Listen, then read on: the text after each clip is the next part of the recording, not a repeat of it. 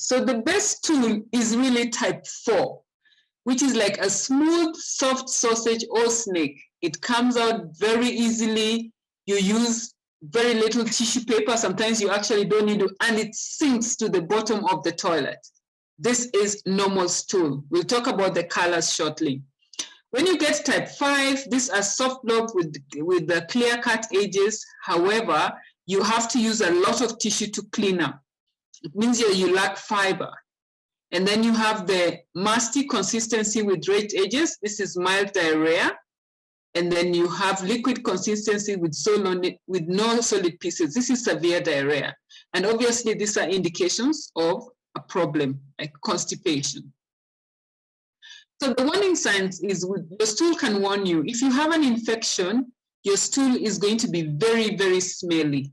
Unless you're taking, sometimes when you take antibiotics, then you can see that your stool smells, and you can actually smell the antibiotic in your urine. But when your stool is very smelly, then you might be having an infection. Digestive issues are, when you have a running stomach, you're pooping too often, which you're going to discuss shortly, and it can even warn you of more serious problems like cancer. So it's really, really important that we pay attention to our stool. And what does a healthy poop look like? What's the color?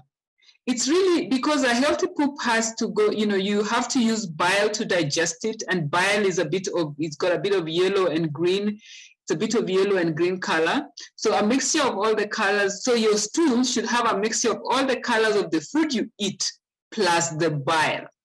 So really it should be a shade of brown or green. If you have bright red or black stool, then it means that you actually have blood in your stool. But sometimes when you take something like beetroot, it can actually show up in your stool. So maybe if you take beetroot, then you'll know it's beetroot. But if your stool is bright red or black and you have not taken any food is going to influence the color of your stool, then we know that there's a problem and we need to get help. Or it's very pale. Also, it's consistently thin or pencil-like. It's not coming out as normal. And And then also, when you're pooping too often, more than 3 times a day, it means you're losing a lot of nutrients. It's like a mild diarrhea. Or when you're not pooping often enough, like less than 3 times a week, that is severe constipation that must be managed. And then when you go to the bathroom to poop, then there's excessive straining. And then sometimes when you get fecal incontinence, then we know that we have a problem. So let's talk a little bit about constipation, because this is a common problem that people actually have. So difficulty in some of the signs of constipation is difficulty in passing stools. You can sit there for hours and nothing comes out. Your feeling of incomplete emptying after defecation, like something is still remaining there. If you had a choice, you'll pop in something and remove it. You have very hard poop, like this, what we have seen, type 1. You have painful bowel movements. You have reduced poop stool frequency. You used to go maybe twice a day and every day without fail, and then suddenly you're not going, you're going every other day. And then when you're straining, when you're passing your bowels. So some of the causes of constipation is definitely not eating enough fiber, a change in your routine or lifestyle, such as a change in your eating habits, ignoring the urge to pass stool. This is a very dangerous habit when you want to pass stool and then you can't go and you make excuses like, oh, the toilet, I'm not home. And also with urine, that's how people get UTI, urinary tract infections. And so even when you ignore the urge to pass your stool, then you actually get constipation. So sometimes when you're taking certain medications, especially like iron tablets and many other medications, then you have side effects of constipation. If you don't drink enough fluid, you're going to have constipation. And sometimes if you're anxious about something or you're depressed, then you will have a constipation. So what are the consequences of constipation? I find that constipation is something that we can control, but I have had patients who actually had hemorrhoids. And hemorrhoids are very bad, they're very painful, and sometimes you have to go under general anesthesia. Just because you have hemorrhoids, I think you can do better than that. Then you have fecal impaction, where dry hard stool collect in the rectum. This is very dangerous. It can even block your digestive system or your colon, and you can be rushed into hospital for emergency. So, and then bowel incontinence, this leakage of stool or liquids just comes up, very dangerous. You can get kidney complications, and you can also get halitosis. Halitosis is the, the foul breath, and it can be so bad that even it affects. Also, you can actually just have a bad body odor because of constipation. So things like constipation must be treated. You have to, and it's not healthy to just take medication like you're taking something to make you go to the bathroom. No, you should not take that, because what's the underlying problem? If your habit is the underlying problem, then we have to manage that habit. So also we talked about fecal incontinence as a consequence of constipation. So fecal incontinence, common causes of course include diarrhea, then constipation, muscle or nerve damage, especially for old age, or if you've gone through childbirth and it was strenuous, then you can have fecal incontinence. So it's really very important to see a medical practitioner for this. So what are the solutions to better stool? Remember that you are completely in control of your stool, because you're the one completely in control of what you eat. So let's just remind ourselves of all the bad habits. Long hours without food or water. You find that you wake up in the morning, you go to work, or a child goes to school, they have not had any food or water the whole day. They probably come home and eat one meal in the evening. That is a dangerous habit that you will get constipation. You're not having sufficient nutrients. You're not able to meet your fruit and vegetable intake. So please, if you do that, you want to change that. Of course, lack of fruits or vegetables intake. This provides fiber that you need to move the stool. If you take too much starch and not eat fruits or vegetables, then that's a problem. You don't take any water, and you have sedentary lifestyle, no exercise. So of course, to achieve the best and to do better and to improve your stool health, you need to eat sufficient vegetables with every meal. And most of the time, half of your plate should be vegetables. So arrange your plate. Portion your plate into 3 sections. Half is vegetables. The other half, divide by 2, you can have your starch and you can have your protein. That works for everybody, children or adults. Or you can divide your plate 4 times. And part 1 and 2 is fruit and vegetable. Part 3 and 4 is your protein and your starch. And so then make sure you don't have too many fruits also, and have fiber-rich foods. Have whole meal products. And when we say whole meal, you're better off having a fruit is whole. When the way you get it from the tree, it's whole. But when you put it in the blender and make juice, it's no longer whole. So let's eat whole foods as natural, as near natural as possible. If you're an adult, you need 2 liters of water or more. And then exercise, walk, do something with your fitness. Because if you can't make time for exercise, be ready for illness. And last but not least, please remember the foundation of human health is your poop. And it's a choice you make. It is a personal choice. So you can actually change this. Thank you. I welcome questions and discussion. Thank you so much, Alice. That was lovely. I say lovely. It's not, like you say, it's not a comfortable subject to talk about, but extremely important for us to sort of to know what to look for, and what this, what our poop tells us about our own digestive system. I'm a nurse of many, many years, and the Bristol stool was something that we used on a daily basis, on a number of times on a daily basis when looking after patients, because that was important. We needed to know what their poop looked like so that we can sort of say what was going on for them. So yeah, thank you very much for talking to us about that. Has anybody got any questions? If you have, please either pop them in the in the comment box, or unmute your mic so you can speak.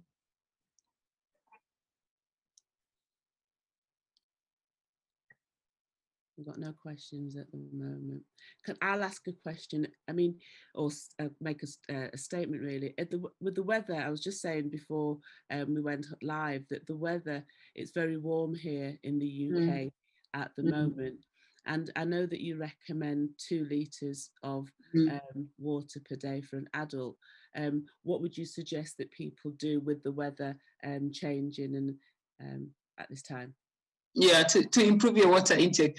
Actually, that's a common question everybody asks. People think that when it's cold, you need to have less, but you lose the same amount of water. When it's cold, you actually go to the toilet more, so you lose more water. You go to the toilet for a short call, so you lose more fluids more frequently. So you still need to meet your water intake. If it's too cold, you can take it warm. You don't have to take it cold. And when we say water, we actually mean that you need to take quality water, not water mixed with lemon, water in tea. No, that's not water. Water, because the water is very useful for so many things, including transportation of nutrients, excretion. And so when you take water, it needs to be used immediately. Not the body has to go through a process of removing the solute from the solvent is when it starts using it. So just when you say water, take quality water. And just make it warm. If it is cold, take the water warm. It doesn't make a difference. And when it's hot, you also lose, you don't go to the toilet frequently, but you lose a lot of water through your skin. And so you need to just pay attention to your water intake. Also, for people who sit in an office the whole day where there's air conditioning and lighting, you lose a lot of fluid. So you actually need to take 2 liters plus an extra 500 ml. If you sit in an office that's lit the whole day because of the heat production. So yeah, I hope I've answered your question. Thanks very much, Dr. Hibbert, can I add to that? Yes, please. I needed you to comment on something that I keep getting from people. So yeah, I know you're saying water, but a lot of people also drink water with lemon and lime as a routine. Do you have any comments on that? People who always put lemon or lime in their water. Yes. Some people use it as weight loss measure, something like that. So remember, so I don't know where to start, from the weight loss side or the normal side. So your body needs water to be used for various functions like excretion, transportation of nutrients, distribution. It's a lot. It's a lot of, there's so many uses for water in your body, and your body needs water every second. That means when you take water, the body needs to be using it. But when you put lemon or you add some sugar, you add something, then the body has to still take it through the process of separating the solute, which is your lemon, from the solvent. So the body takes a process before it uses the water.